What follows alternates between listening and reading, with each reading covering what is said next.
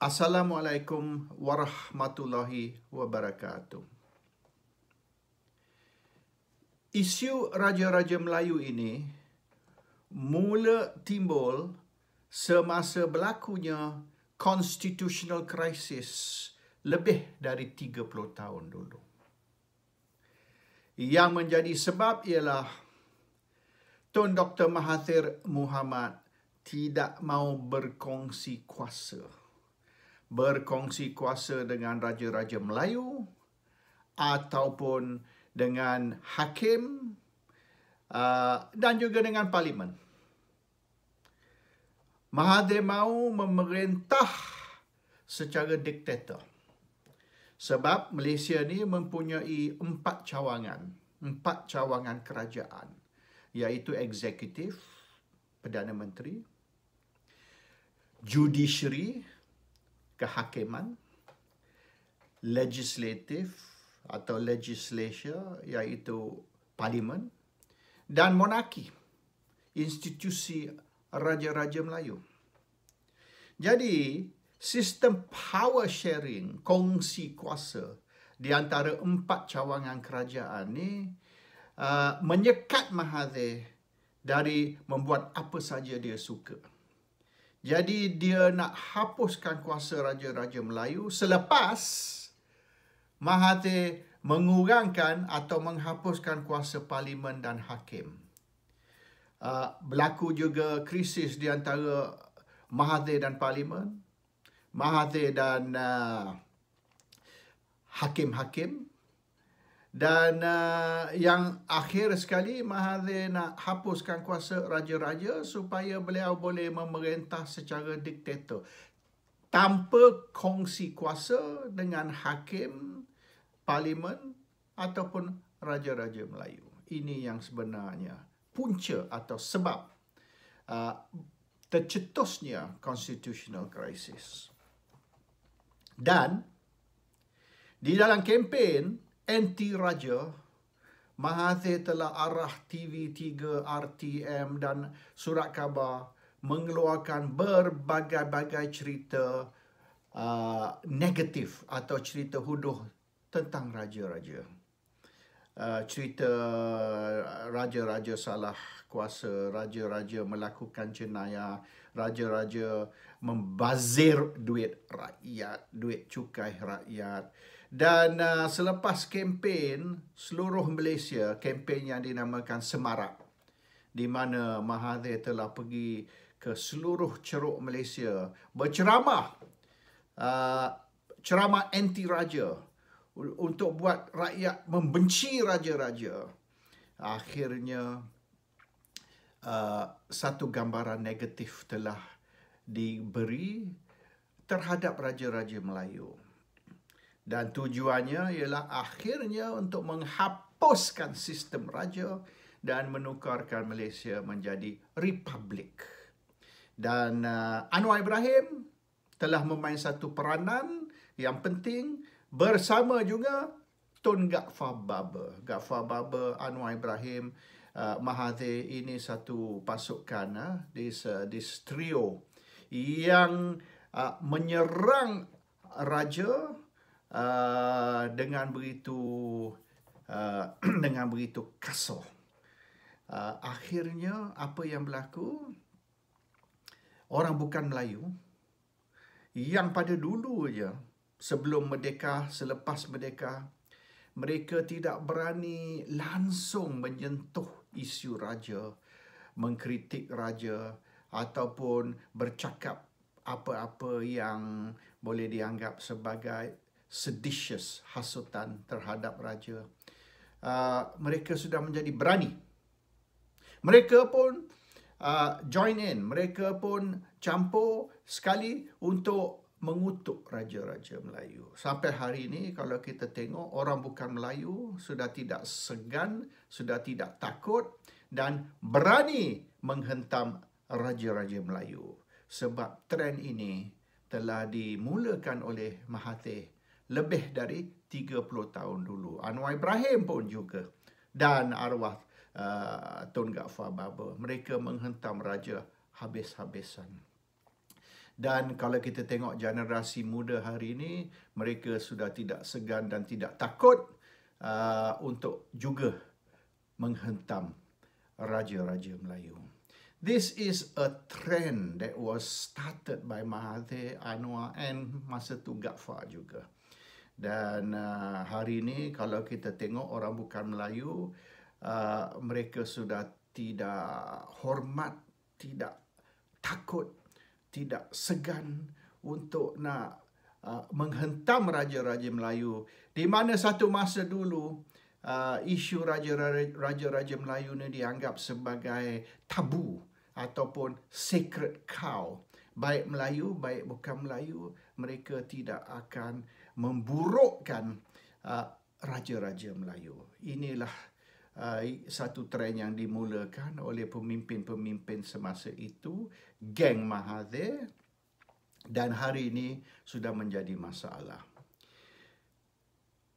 Mereka kata kita kena bagi kredit kepada Mahathir untuk kerana Mahathir menghapuskan kuasa raja.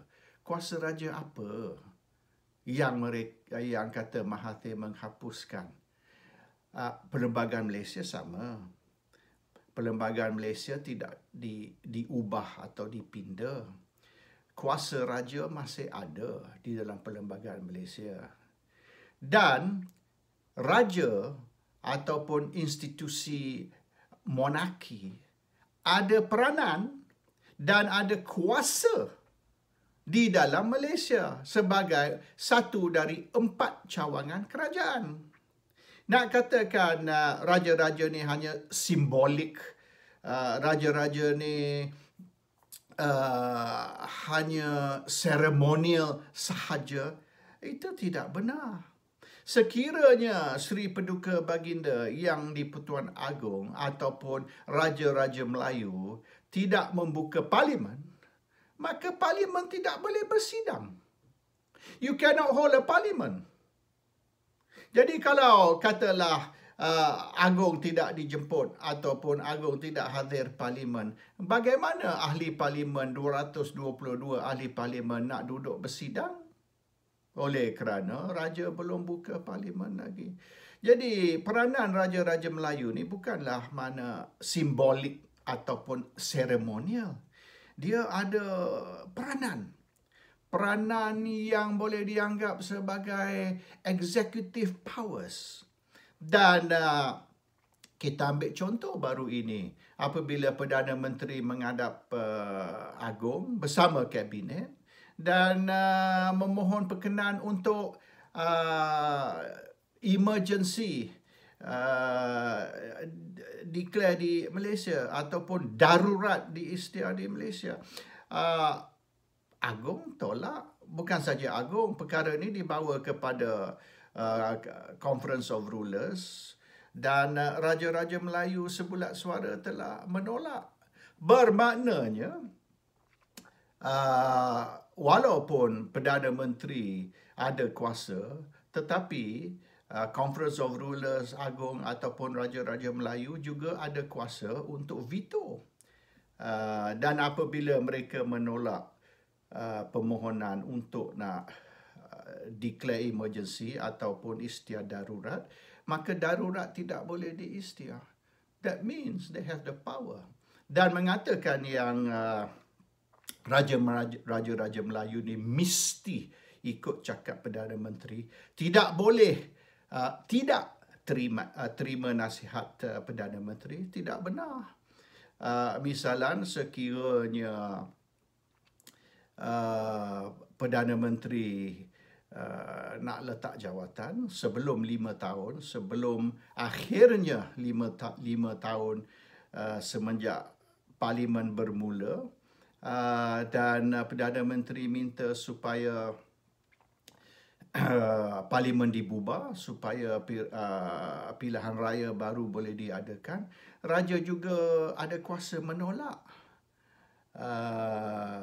Bermaknanya sekira katalah Tan Sri Muhyiddin ingin bubar Parlimen, atas Raja ataupun Agong untuk menentukan adakah Parlimen akan dibubar ataupun tidak. So, the institution of the monarchy, institusi raja ada kuasa.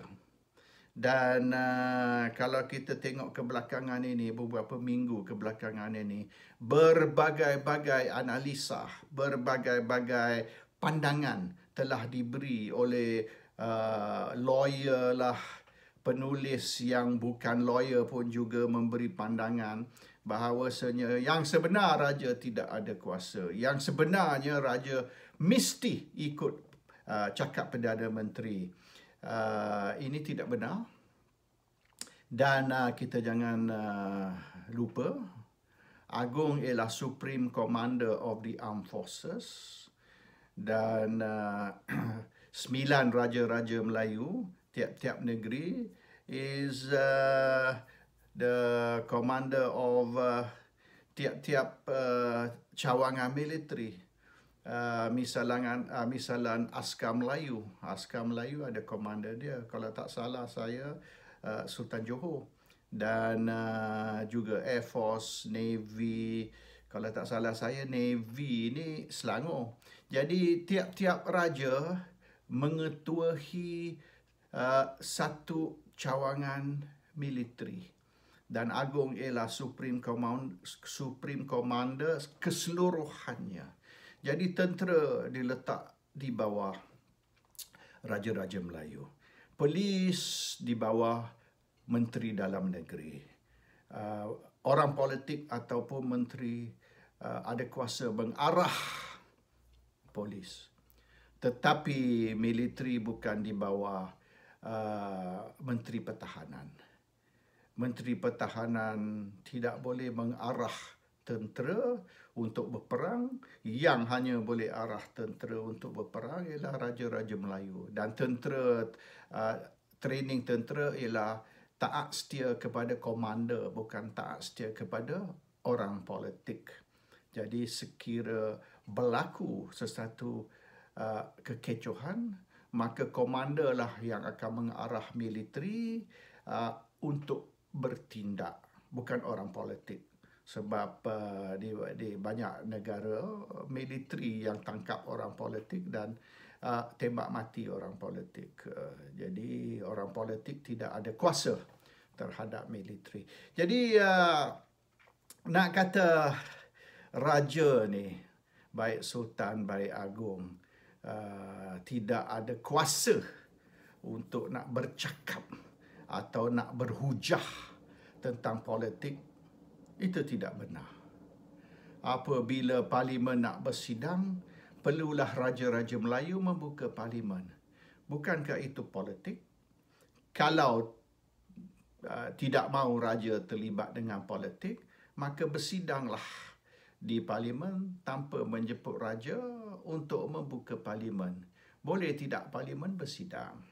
Jadi jangan kita memperkecilkan peranan raja atau menghina Raja-Raja Melayu ataupun cuba teguh Raja-Raja Melayu, baik agung, baik sultan dan sebagainya, dan mengatakan mereka perlu diam, jangan buka mulut dan jangan bercakap tentang politik. Sebab tanpa raja, sistem kerajaan Malaysia akan terhenti. And don't think that you can run Malaysia as a republic, because Malaysia is not a republic. Malaysia is a constitutional monarchy. Dan constitutional monarchy tidak bermakna raja perlu tutup mulut dan jangan buka mulut dan jangan bercakap ataupun bersuara. That is not what a constitutional monarchy is like. Itu gambaran yang Mahathir cuba beri. Tapi gambaran yang salah, dan jangan kita anggap semua yang Mahathir ini cakap betul. Assalamualaikum warahmatullahi wabarakatuh.